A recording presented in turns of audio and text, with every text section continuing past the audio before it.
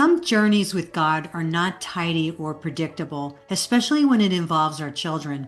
If you've ever raised your child in faith and still watch them walk a path you never imagined, this conversation may speak straight into your heart.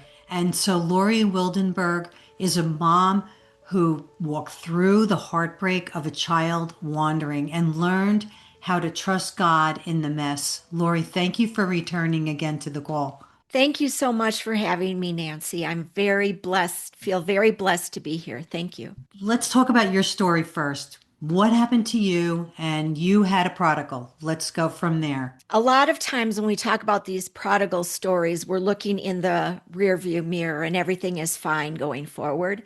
We are just so that the audience understands that we still have struggles with the same child who walked away, but our relationship is intact. And that is one of the key influences in a prodigal relationship. We have a good relationship, yet she still struggles. And the struggle really is between her and the Lord. And I think that's another thing for us as parents to recall. We tend to think that whatever the struggle may be, drug addiction, some sort of sexual sin, whatever it is, maybe walking away with, being an atheist or an agnostic. The struggle is between the prodigal and the Lord. It's just coming out against the parent who is the faith-filled person. So I think it helps to really be thinking about that as we walk through this, that it isn't us, it perhaps is a sin propensity that our child has, and the Lord is going to use us in that situation. Our child's sin propensity now, our child is an adult, and her sin propensity is same sex attraction. And also, she has some gender identity issues. These issues have been ongoing, and I can tell you, Nancy, since she was very young. We adopted our daughter, and just so the audience knows, my daughter Courtney and I have spoken together at events, and she helped me write the book, Messy Journey, How Grace and Truth Offer the Prodigal a Way Home. So I am not speaking out of school. I'm not speaking behind her back. This is all stuff that she is fully aware of and completely endorses. So just so everyone knows that this is not a big secret. When we have prodigals, a lot of times we hold secrets because it's shaming and embarrassing.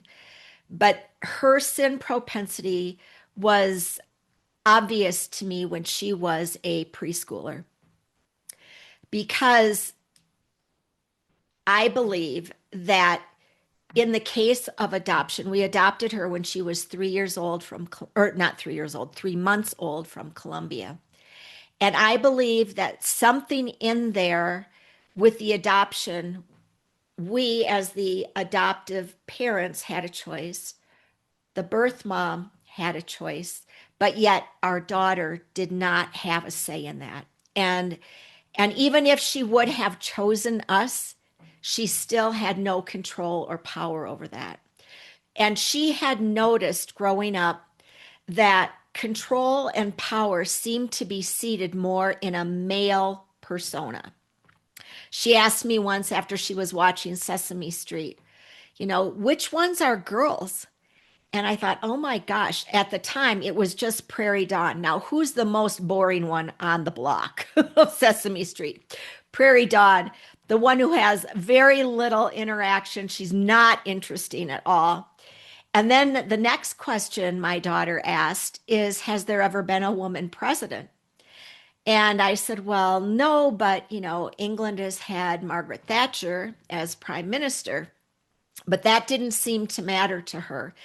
Power and control were things that were very important to her because her life had felt out of control. And I believe that was a lot of the gender identity issues, and to this day still struggles with that, although she will say she's a woman. But there's a struggle there. And then regarding the same-sex attraction, I believe our daughter has a hidden disability, speech and language delay. And little girls are very verbal. Our daughter was not, and she was also a little bigger than some of the other little girls. So her opportunity to establish a good, solid friendship at those young toddler and preschool ages, where the little girls are combing each other's hair and holding on to hands, she did not have that. And she was more connected to the little boys. They were more physical. She was more physical. They liked to play basketball. She could shoot a three-pointer, no problem. So she was more physical. And the little girls were a little uncomfortable around her. And that, I believe, made a huge difference as she entered puberty, because then those sort of relationships, if they're not healthy and solidified at those young ages, they can become sexualized. And so we started to notice that she seemed to perhaps be interested in, to kind of lean towards some same-sex attraction, which did not get to be full blown until she went to college. And that's really where that whole thing started to unravel. Once she got to college, she ended up getting into a relationship with another woman. And Nancy, I am very sad to say that I was prepared to hate this woman, because I felt like she had pulled my daughter into this situation where my daughter had been working so hard to not fall into it. And I had realized that my daughter was in a relationship with this particular young woman. And I drove to her college 2 hours away from our house to her dorm. Praise the Lord, she was in her dorm room when I got there. And it was a Sunday morning. And she's like, "Mom, what are you doing here?" And I said, "Well, I'm going to take you out for breakfast." And she was very nervous, because I think she figured that perhaps I had found out. And she asked if her friend, she called this person her friend, could come. And the Lord had prepared me, and I had prayed 2 full hours to get to the school. The Lord had prepared me that she would ask. And I thought, okay, I'm going to say yes, because I want to know who this person is. But my heart was still pretty hard. And we went and we picked her up, the friend, and we went out for breakfast. And God fully softened my heart, because in front of me was another person who was broken and hurting, just like my daughter. Another person whose deep needs of belonging and security perhaps hadn't been met either. And God changed my heart. But he didn't change conviction, right? He changed my heart so that I had grace and love, but also standing on truth. So after we had had breakfast and we dropped Courtney's friend off, we went for a little walk, and I thought I better just get her out of her agony. And I said, I know that you're in a same-sex relationship with this gal. And she said, "Are you going to take me out of school?" And I said, "No, this is between you and the Lord. You know what your father and I believe, and you know what scripture says. This is between you and God." And so that was how we started this whole journey. Well, as time went on, the two of them separated, because just going different directions. And then later, the next relationship that Courtney got into was very scary, Nancy. It was a same-sex relationship, which was highly toxic, highly abusive. And a lot of same-sex relationships, actually, they have more incidents of abuse. The percentage is higher than it is in a heterosexual relationship. Now, heterosexuality isn't what we're shooting for. We're shooting for holiness. All right.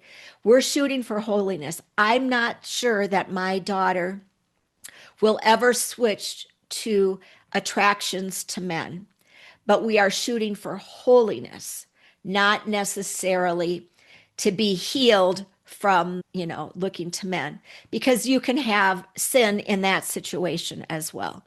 So we're shooting for holiness and noticing sin propensity. But in this particular situation, with this one other partner who was highly toxic, and there were times we didn't know where our daughter was. It was very scary because we were worried about her emotional being and her physical being. We had a time where, like I said, we didn't know where she was, but I did know where she worked. And when the Lord would nudge me, I would go to her place of work. She was cashiering at a retail store. So she was kind of a captive audience behind the cash register. And so I would go up to her at her place of work and I would say, "We miss you, we love you, we want you to come home." And there were a few other things I wanted to say, like, "Can't you see that she's controlling you? Can't you see that this is so toxic?" Thankfully, the Lord had shown me not to say that through a dear friend who told me to say, "It looks like you've given up a lot of your power. I'm surprised you've given up so much of your power." That was a huge thing to say. And that was so if you have a prodigal, listeners, who has walked away, but you have an opportunity and you're worried that they are in a toxic, abusive relationship, that is a great line. "I'm surprised you've given up so much of your power." It's not against the person, because I had a whole lot of stuff I sure wanted to say. But instead, if you say something against their partner or the abusive person, the one who's in that situation feels compelled to defend them. We don't want to get into that, but just rather, "I'm surprised you've given up so much of your power." That was really difficult. As time would have it, I was getting more and more depressed. And I'm sure those of you that are listening who have had someone who's walked away from your family for whatever their sin propensity is. And just as a side note, that sin propensity is honestly a distraction. It doesn't matter if it's sexual sin or substance abuse or atheism, whatever it is, that's a distraction. The issue is your adult child's relationship with the Lord. That's the issue. And that's what we really pray about is, Lord, draw them close, draw them to you, let them see you, Lord. Once that gets fixed, once that hole in their heart gets fixed, for whatever reason, they're trying to fill it with all this other stuff, this counterfeit stuff, that's when God has the chance to do some really great work. So remember, the other stuff is a distraction. It's the thing we tend to focus on, but faith is really where we need to go. And we need to also ask the question, not why, Lord, because we want to ask why. Why is this happening? Why my kid? I raised my kid up in the way they should go, and now they're doing this. Where's your end of the bargain? Right? Well, that from Proverbs, train your child up in the way they should go, and when they are old, they will not depart from it. That is a wise saying, but it isn't a promise. It could perhaps be that this is part of their spiritual journey. And in the meantime, it could be part of ours too. Like I learned some love and grace that I would not have learned for perhaps the homosexual community that I have now. I understand it better. But I was getting into a place where it was really getting dark and I was having trouble getting out of bed. And I would repeat the words from Psalm 118, "Lord, this is the day you have made. I will rejoice and be glad in it." And then I'd get out of bed. And Nancy, that worked for a little bit, maybe a couple of days, maybe not even that long. And And then I thought, God, this is the day you have made. You can fix it. That ended up being my prayer. And then he had me read that entire psalm. And the psalmist in 118 is surrounded on all sides by his enemies. And it looks pretty bleak. But yet, in the middle of the psalm, this is what he says. And once I read that, I thought, okay, I can pray that now. I can do that. When we have a prodigal, it can be very debilitating. And we've got to be really careful to not let it fully encompass us, fully encompass our relationship with our spouse. There's a lot of collateral damage when it comes to having a prodigal. And we have to tend to our marriages. And remember, if you've got multiple children, this cannot be, the prodigal thing cannot be your whole life. You have to be able to still pour in to your other kiddos. Well, I was praying, this is the day the Lord has made. I will rejoice and be glad in it. Again, after I had read Psalm 118. And I've got a prayer partner, which I would highly recommend those of you listening to have. Your spouse, women, our guys cannot take all of our stuff on. It'll be the death of them, honestly. They can't fix it. They cannot fix the prodigal. And so the role that they are typically in, the protector and the fixer, they feel completely powerless and inadequate. So the more we go on and on about this, because I can talk about this, a prayer partner, another woman to go through this with that you can fully trust and be confident with, that is, I'm going to say, that is critical. And that way I didn't put it all on my husband because this was eating him alive. His way to get through this would be to maybe go and have an activity with the guys, putting it in a compartment, right? He would compartmentalize it. But for me, it was all over the place. It was in everything. And I needed to be able to rein that in. Well, my prayer partner would pray when I couldn't, because sometimes when we're going through pretty hard things, particularly if it's with our children, prayer can be kind of hard. Well, during this particular time, we didn't know where our daughter was living. I knew where she was working, like I mentioned, but we didn't know where she was living. After my friend Vicky prayed with me, I decided, okay, I got to get out of this. I'm going to take my dog for a walk. I took was Murphy at the time, my Murphy boy, a rust-colored Labradoodle. And I took Murph for a walk and I stepped off the concrete driveway onto the blacktop and I noticed a penny. And I thought, well, and I just kept going.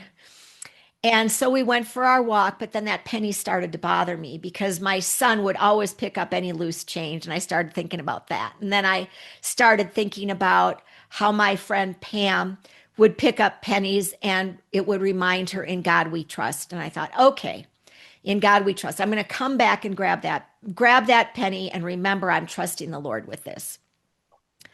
So Murphy and I got back to the house, or back to where the driveway met the street.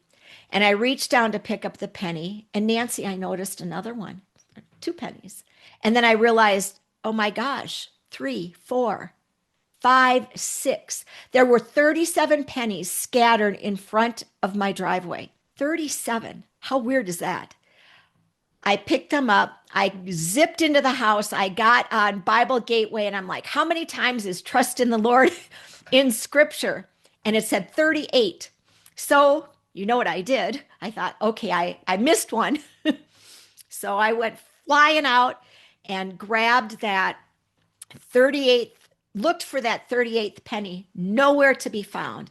And I thought, well, really nice miracle, Lord, but you kind of messed up on the last one, and then a week later, week went by and that whole 38 thing really bothered me.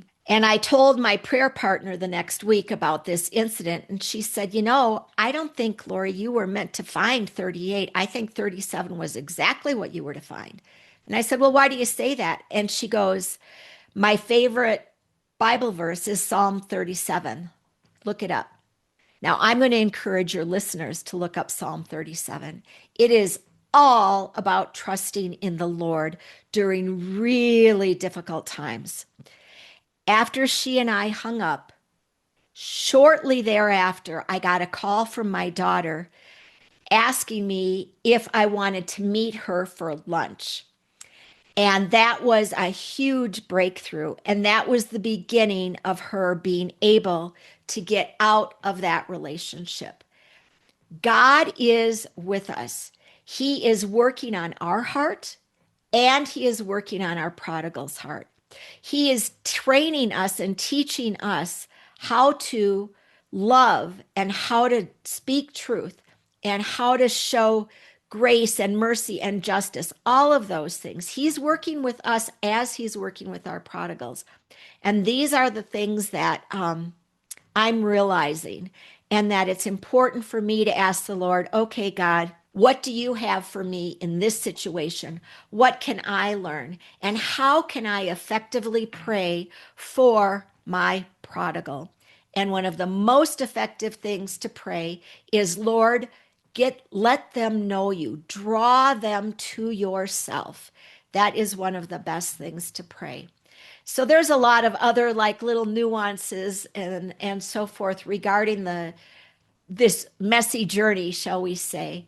But I think those nuggets are something that I think can be really critical for your listeners. So, how did you realize then, after all this, because you're talking to the listeners, this journey wasn't just your journey, but it was others, and that parents are quietly carrying this pain by themselves. I ended up starting a excuse me, a class at my church for prodigals, as I was working on the material for my book, Messy Journey: How Grace and Truth Offer the Prodigal a Way Home.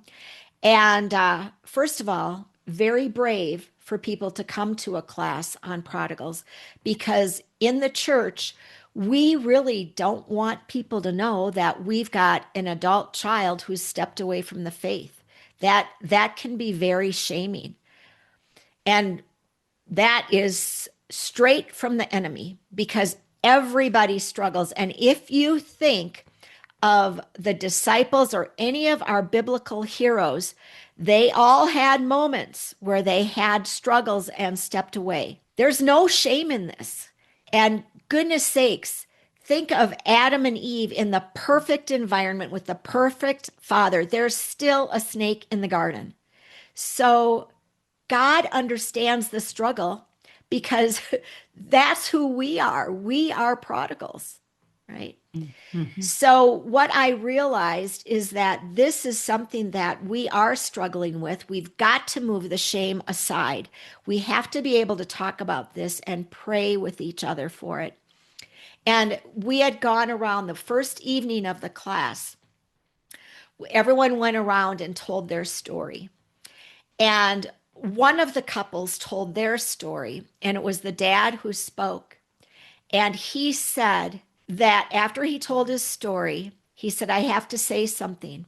We have been in this situation, and their situation was a same-sex attraction as well, and their daughter was living with her partner. We have kept this quiet for 7 years. We've not said a word. So think of that. They're sitting in the pews with all of these people who could be praying for them, but yet they're afraid to bring this up.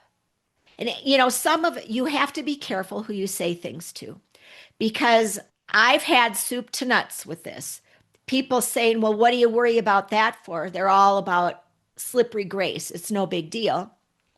And then there's others who are on the flip side of the coin, where how can you even show grace? You've got to hit them with scripture and truth. Well, God's 100% of both, 100% truth, 100% grace. And we need to figure out where he's got us in that moment. Is it time for me to show grace? Is it time for me to speak truth? And you have to ask. And with your prodigals, another thing that I've realized is there are two examples of how the Lord deals with prodigals. We think of the prodigal son, who leaves the father, and he takes all of his inheritance and squanders it and all of that. And he leaves, and then he comes back. But what does the father do? The father actively waits. He's waiting, he's praying, he's hoping, but he didn't chase him down. And then there's the story of the good shepherd whose sheep wanders off, and he leaves the 99 to get the one, and he brings them back. Sometimes we are called to chase, and sometimes we are called to wait. And you have to be very prayerful about it. And what I've realized is that if my bent is more to chase, then perhaps I'm called to wait. And if my bent is called to wait, perhaps it's time to chase. So I would say, parents, be very intentional about praying and asking God specifically where He would have you in this particular journey. Is today the day to wait, or is today the day to chase? Is today the day to speak truth, or is today the day to show grace? I love all that. Thank you, Lori, for explaining that. I think there's some people out there that are really struggling with this, and I think your words are really helping them understand. Now, just before we kind of wrap this up a little bit, I would like to ask you, so many people, don't talk to them. It may not be specifically a sin, but they're not talking to each other. The child, there was words that went between them, and pride has separated them. Can you speak into that a little bit? Absolutely. This has gotten to be very hard, Nancy, because with a prodigal, the prodigal is the one who has all the power in terms of getting together and talking. They can choose to refuse, right? And in some cases, and in fact, in many cases, there are even Christian counselors saying you need to cut ties with your parents. This is not what God is about. God is about reconciliation. Jesus died for reconciliation, right? So God's serious about this. And what we realize is that when Christ came to us, he came fully God and fully man, right? He humbled himself to be a man. But even more than that, a baby. And not a baby born into a palace, into a stable. What? Humility. That is going to be the best starting place for families who are estranged, to have the humility to build the bridge, to reach out and to say, please forgive me for, even if you think you're only responsible for 50%, 40%, 30%, 1%, we can have the humility to reach out. Every time we are together with our loved one, find the place where you can find unity. Don't think of it as we're together. This is my opportunity to give my spin on this. Our kids, our adult kids, know what we believe. They do not need a lecture. What they need from us is unconditional love, the ability to listen, and the ability to speak truth and maintain conviction. We need to be true to who we are before the Lord. Now, we don't have to always give our spin. My daughter knows our spin. She and I go out to eat. She may say to me, Mom, we're going to have a good time. What she's telling me is, we're not going to touch that subject today. And that's okay. And that's probably appropriate, because where we have influence, of course, is prayer. Prayer is huge. But where we have influence is through our relationship. Build the relationship. Don't hit them over the head with the Bible. They probably know it. And that's probably why they're having difficulty being in front of you, because it's a conviction sort of a thing. And that's hard. But if we can remember, we have been prodigals too. And maybe we're not living a prodigal life right now, but we've had those times, and we may have those times again. If we look at our biblical heroes, some stepped away even after they knew the Lord. It wasn't just before. Grace and truth, we need both. That's amazing answer for someone out there who is really, struggling with this. This is a very touchy and hard subject because some people just don't know how to navigate it. And you've given so many great examples of how what you went through and what other parents can do and can put into action going forward. So Lori is talking about her book, Messy Journey. How can this guide your listeners, these listeners, to questions they may have, and where can they get it? This is the book I get most comments from readers about. It's hard to put your personal struggles out in public like that, right? But God has done great things with this, and I'm thankful that he has used our messy journey to help other people. And the book is filled with practical ways to increase that good relationship connection, how to build a bridge. And we talk about in the book, different ways to build the bridge, and different prayers to pray, and ask a better question, not why, but how and what. What are you teaching me, Lord? How can I respond in a way that honors you? We do touch a little bit on the why, because we always do want that. It encourages bravery and how to protect your other relationships so that they're not collateral damage in the middle of this awful prodigal type season. And forgiveness is addressed. And all of these things, it's very practical. And I would really, if you have a prodigal, I pray that you get this book, because I know God will use it to help you. I know He will. And then at some point, you'll be able to help somebody else. So I pray that you get the book, because I know it will help you. And you can find it over, this is probably the most common place that people find their books. Head over to Amazon, and you can see all of the comments and the reviews there, and how people have really been blessed and equipped to walk through this messy journey. LoriWildenberg.com, LoriWildenberg.com. Wonderful. And what would you like to leave my audience with today? Never give up. You were created to be your kids' parents. So God has you in that position for a reason. Persevere. Never give up. The Lord is with you, and He wants to bring your prodigal back even more than you do.